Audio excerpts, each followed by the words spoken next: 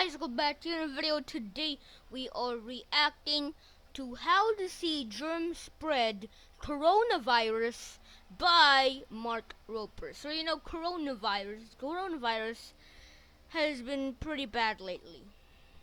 Very bad lately. I mean very bad lately, and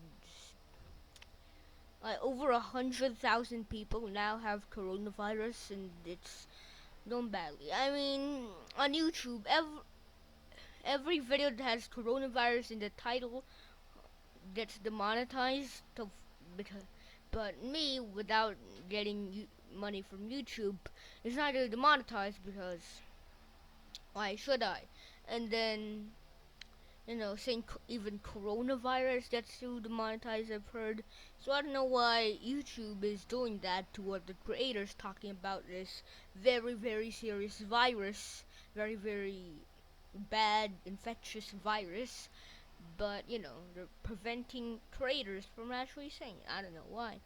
So in 3, 2, 1, let's react. I've always thought if we could somehow just see the germs around us, everyone would be a lot more careful. Wait, mic test 1, 2, 3. I've not been streaming on Twitch because I don't have any Wi-Fi on my computer. That's why. And yeah, like and subscribe also. And we'd get sick way less. Unfortunately, that's still not possible. So I did the next best thing by running a day-long experiment in this 3rd grade classroom. I found this powder called Glow Germ, and just like real germs, when it's on your hands, you can't see it. But unlike real germs, if you turn a black light UV light, there we go. UV light solves everything. On, it becomes visible. But it transfers to things you've touched, so it provides a really good way to visualize exactly how germs spread. So before the kids arrived, as a control, I went around and noted any pre-existing spots in the room that fluoresced under the black light, and then it was go time. The kids, of course, had no idea what we were doing and that the teacher had been secretly infected with the glowing powder. So she randomly shook the hands of 3 kids, but didn't touch any of the rest. And so with that, they just went about their normal day.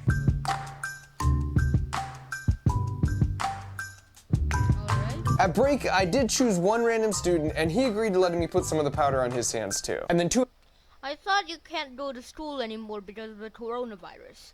Is that not effective in the US? Because it's effective here in the Philippines, but I thought you can't go to school anymore. School suspended in the United States of America.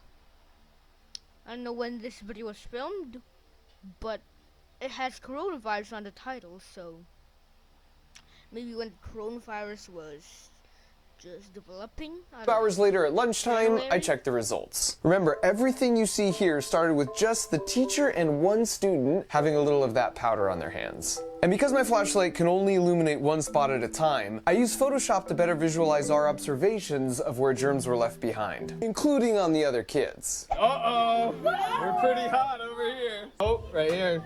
And they were actually pretty diligent about washing their hands. This was the desk of the kid that was infected. And what's crazy is that germs could live on a hard surface like this for up to 9 days. And so you can see how important it is to disinfect the things a sick person regularly touches. For example, this was the phone of the teacher in the experiment. Even if you wash your hands really often, if you immediately pull out your phone, a lot of those germs just go right back on your hands. Think about when the last time was that you cleaned your phone. My friend Joanne at the Wall Street Journal. Well, that was a long time ago because people have cases and they don't normally take out the cases because if they put it back on, it's gonna loosen up the case. So that's why people don't do that. I mean, I have this here. So, yeah. Alright. Recently demonstrated you can clean your phone with an antibacterial wipe every day for at least a year, and it doesn't affect the oleophobic coating at all. And this hopefully gives you a better mental model of why it's really important to wash your hands or use hand sanitizer after being at places like this, or this, or this, or this. I mean, in any public place, you need to wash your hands. In any public place, or in any place actually, because you know what's happening right now. You need to wash your hands properly for at least 20 seconds, I believe. Cleaning commonly touched surfaces is important because even if a virus is spread through airborne transmission, those tiny droplets don't stay in the air for long. Then they land on surfaces waiting to be touched by our hands. Which raises an important point. The ultimate I mean, you can't avoid germs unless you're a germaphobe that just has a body covering and gloves and face mask and everything, like goggles. If you're a germaphobe like that, you're not gonna get any germs. But it's impossible to not have germs anywhere in your body. Most likely, it's not possible. Actually, it's impossible that you can avoid germs in an entire year. Maybe a day, but an entire year you can't avoid germs. Germs are everywhere and they can't be stopped because they're everywhere and you can't see them. defense against catching a virus is just don't touch your face. Your eyes, nose, and mouth are like the single weak spot on the Death Star when it comes to viruses. That's the only way they can get in to infect you. But as you can see here, not touching your face is easier said than done. Yeah. And before you think, yeah, well that's just kids for you, this was what the teacher's face looked like at the end of the day, and she said she tried. I'm touching my face. No, don't touch your face. I mean, it's your daily habits. I mean, who doesn't touch their face in a day? Probably no one, because everyone touches their face. Maybe people that have masks all day, maybe, but you can't avoid touching your face. It's easier said than done. Extra hard to remember not to touch your face. I found this result fascinating, so I put the powder on my own hands for a few hours, and I resisted the urge to touch my face so many times that I fully expected I was going to have a perfectly clean face and the moral high ground. And then this is what I saw. What the heck? I genuinely have no idea when any of this came on. Until I reviewed the footage. Oh, well, there you go. On average, we touch our face 16 times an hour. 16 times an hour? Where did you get that statistic? That infographic? Which is why washing hands Is that I always get them mixed up. Is it a statistic or an infographic? A statistic is, I'm gonna say it's an infographic. I'm pretty sure I get all of those mixed up. Statistic and infographic. is so important. It's impossible to catch a virus directly through your hands. It's as futile as shooting the outer surface of the Death Star. The problem is we use our hands. Why are there so many Star Wars references? I don't watch Star Wars. The only thing I know about Star Wars is Baby Yoda, the popular Star Wars characters, and the Death Star, and the other ship I don't even know the name of. To help the virus out by constantly giving it a ride to our figurative Death Star exhaust ports. Because of this, I ran another experiment with some of the kids after lunch. First, I had them put some lotion on their hands that also glows under a black light. But then I told them I made a mistake and used the wrong lotion. Can you guys just go wash your hands real quick? And do a good washing, right? 1 second. Yeah, do the right washing, okay? Yeah, 20 seconds. I just tricked you guys again. Because what I really wanted to do is test how good you are at washing your hands. So guess what I'm gonna do now? Show me your hand. This guy, if found gaming, do not disturb. If found ninja, really? There's some hardcore gamers out here in the grade 3 classroom. But before Why do they not have any uniforms? Not uniforms or uniform. I show you how effective they actually were at washing their hands, here's what you should quickly know about viruses. They're super tiny, but also The viruses are too small to be seen here. the most abundant biological entity on the planet. In fact, there's over 10 million viruses in any single drop of seawater. And a lot of types of viruses are beneficial to the planet's ecosystem, and only an insanely tiny percentage affect humans at all. And they're really simple. Viruses are basically a shell with some DNA inside, and they just want to spread and duplicate. That's their only goal. But they're so simple that they need a host to do that. So they reproduce by infecting their host cells and then trick them to become factories that just make more exact copies of the virus. When you get sick and then cough or sneeze or wipe your nose and then touch a surface, you're putting copies of this virus out to find other hosts and just repeat the process. And so here's what the kids' hands look like after washing their hands. Uh-oh, look at the backs. Let me see your fingernails. Oh, look at all those germs. Oh, your thumb. I mean, he's a hardcore gamer, so you gotta give him the credit, alright? Oh, look at your wrist. Look at your wrist. We all sort of have a habitual way of washing our hands. So once again, I tried this myself using the typical quick way I do it in my muscle memory. Granted, that's better than nothing, but you can see Quick 8 seconds. the difference compared to when I was deliberate and took 20 seconds. Which is why it helps to do things like sing the happy birthday song twice, or you could do what I do and follow Brandon Flowers' example. Jealousy turning saints in eager eyes, 'cause I'm Mr. Brightside.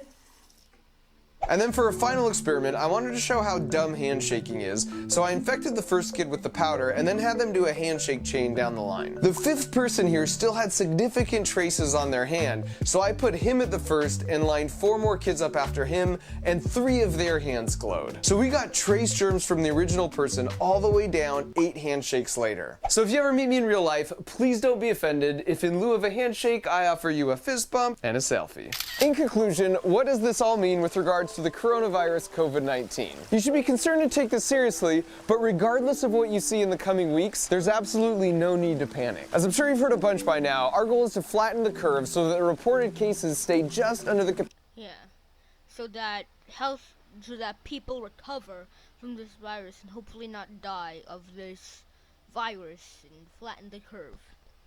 That's our goal, and hopefully we'll reach that in a couple of weeks. A couple months would be bad. A couple years would be really bad. A couple of decades would be so bad. Very, very bad. So hopefully we flatten the curve a couple of weeks from now. A couple of weeks from when I uploaded this.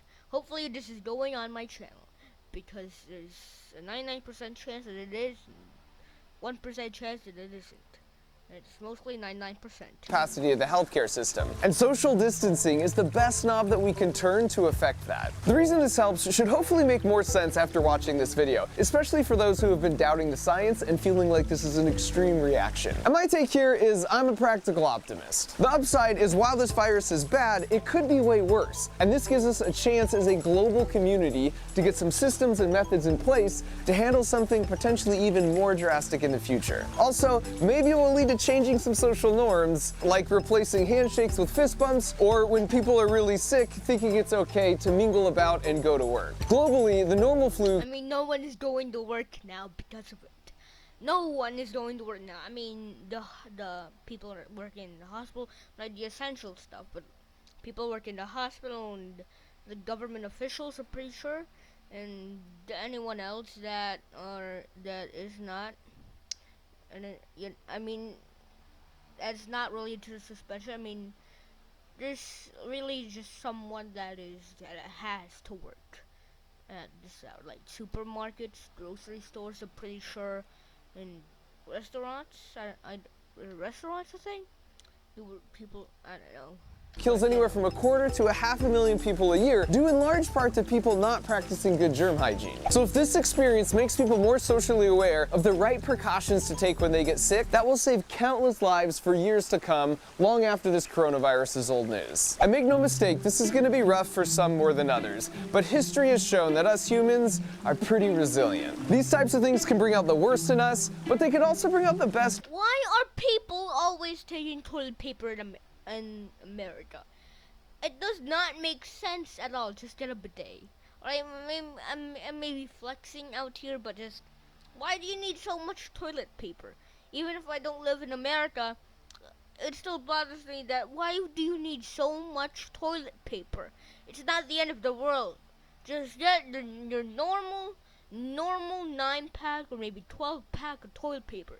Just get your normal 1-pack of toilet paper, and that's it. It's normal. Why when this coronavirus stuff happened, you just got every single pack of toilet paper in the supermarket. It makes no sense. Most wholesome parts of us, like these Italians practicing their social distancing with an impromptu balcony concert. How we feel about the situation is largely dependent on just which I mean, Italy has too many coronavirus cases. Coronavirus cases. Italy is being hit hard from this. part we choose to focus on. For me, that means being grateful to the heroes in our healthcare system, or the school lunch ladies still providing free lunch for kids who depend on them, or the scientists all over the world who are working tirelessly 7 days a week to create better testing methods and a vaccine. This is gonna be a bumpy ride for us, but the economy will eventually bounce back as it always does, and we'll be better off as a global community for having gone through this. Again, take this seriously, but there's absolutely no need to panic. We totally got this. Who's subscribing to me? Why is it 2 minutes? While I just so happened to be filming at their school, their principal came over the PA to make an announcement. Because of this virus, we are going to be closing school for 3 weeks. I mean, here we don't know when school is actually gonna open again because of this virus. We don't know. I mean, 3 weeks maybe, but maybe here it's 1 month. We don't know when school is gonna resume to what it actually has been. We don't know. We don't know.